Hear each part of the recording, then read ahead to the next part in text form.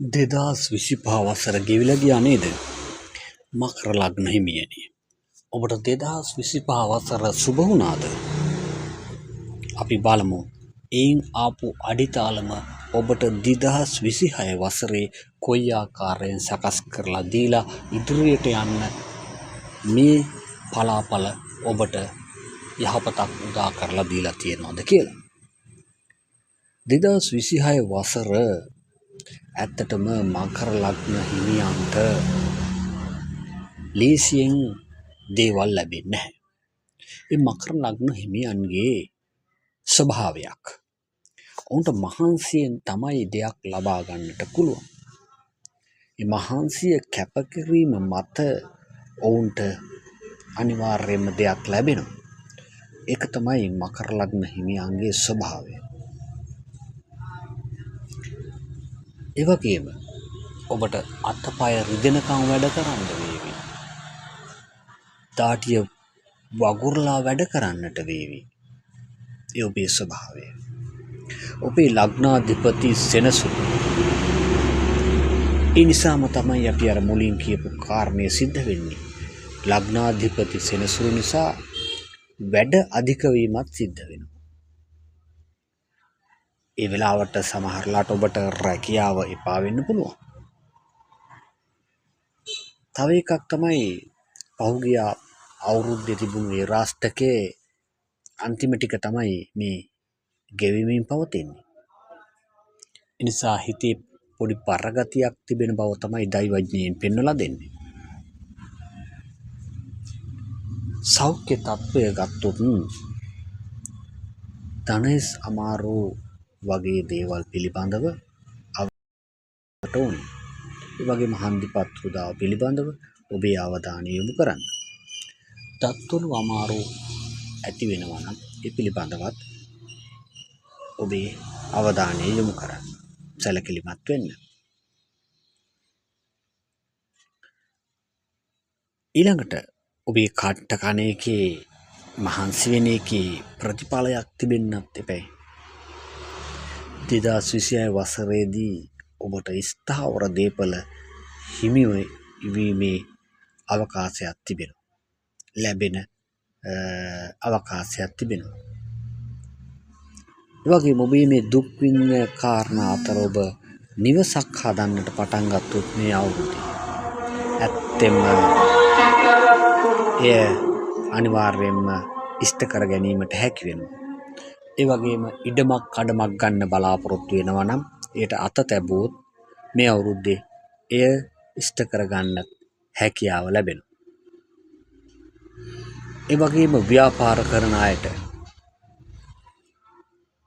හිමින් අඩියෙන් අඩිය සතෙන් සතේ රුපියලෙන් රුපියල එකතු වෙනවා වගේ ඔබේ ව්‍යාපාරය හිමින් ඒ අඩියෙන් අඩිය ගිය ගමනේ ප්‍රතිඵල අනිවාර්යයෙන්ම ලැබෙනවා. ලොකු ගමනක් යන්න ස්ථාවරයක් ගොඩ නැගෙනවා.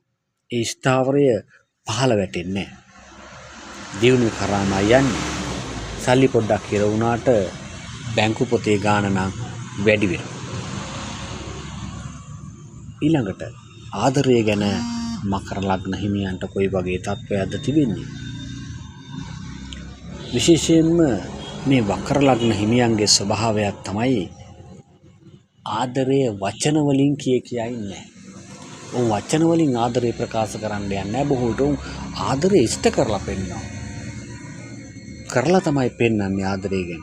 මෙන්න මගේ ආදරය. ඒ නිසා මේ සැරේ ඔබ ඒ උත්සාහය දරාවි. විවාහය ටිකක් පරක් වෙයි. නමුත් ඔබට හමු වෙන කෙනා ඔබව දාලා යන්නේ නැහැ. ඊළඟට ඔබේ මේ පාටහෙන් පිළිබඳව මොකක්ද තියෙන අවබෝධය? මේ සැරේ පාට තමයි ඔබේ නිල් පාට. 2026 වසරට මකර ලග්න හිමියන්ට ඔබේ ඡාය අංකය අංක 8. ඔබ දිනන්න ඕනේ නම් සෙනසුරාදා දවස තමයි ඔබේ දවස. වයසක අයට, ආබාධිත අයට සතුන්ට දාන වේලක් දෙන එක හොඳයි. ඔබේ වැඩ කටයුතු පහසුවක් වේවි. ඒ වගේම පන්සිල් රකින්න උත්සාහ කරන්න. පන්සිල් රැකගත්තොත් ඔබේ ගමන ඔබට වෙනදාට වඩා ඉක්මනින් යන්න පුළුවන් වේවි. දෙයක් කරනවා කියන්නේ වංචාවෙන් කපටිකමින් ගොඩවල් රැස් කරගන්න එක නෙවෙයි. ඒවා ගොඩ ගහගත්තා කියලා ඔබට ඇරයි යන්න බැහැනේ. ඔබට පුළුවන් වංචාවෙන් කපටිකමින් මිල මුදල් ගොඩ ගහ ගන්න පුළුවන්. නමුත් මේ මිල මුදල් ඔබට අවසානට මානසිකව දුකක් පමණයි ඉතුරු කරන්නේ.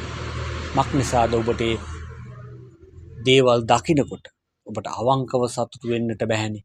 මම මේවා හම්බ කරගත්තේ කපටිකමින් වංචාවෙන් මිනිස්සු රවටලා කියලා ඔබට දැවුනොත් එහෙම ඔබ වයසට ගියාට පස්සේ ඒ වේදනාව ආය කවදාවත් අයින් කරන්න බෑ. ඔබට ඒ වේදනාවෙන්ම තමයි මිය යන්න සිද්ධ වෙන්නේ. ඒ නිසා දෙයක් කරනකොට දෙයක් හරි හම්බ කරනකොට අවංකව හම්බ කරගන්න ඕනේ. මකර ලග්න හිමියෝ නිරන්තරයෙන් මහන්සි වෙලා වැඩ කරන පිරිසක් නිසා ඔබට මේ කාරණය කර ගැනීමට අපහසු නෑ. ඒ නිසා ඔබ අවංකව මහන්සි වෙලා අවංකව කැප වෙලා අවංකව ව්‍යාපාර කරලා තියුණු වෙන්න. එතකොට ඔබට සතුට වෙන්න පුළුවන්. ඔබ දෙයක් කෙනෙකුට දෙනකොටත් ඔබට සතුට දැනේවි.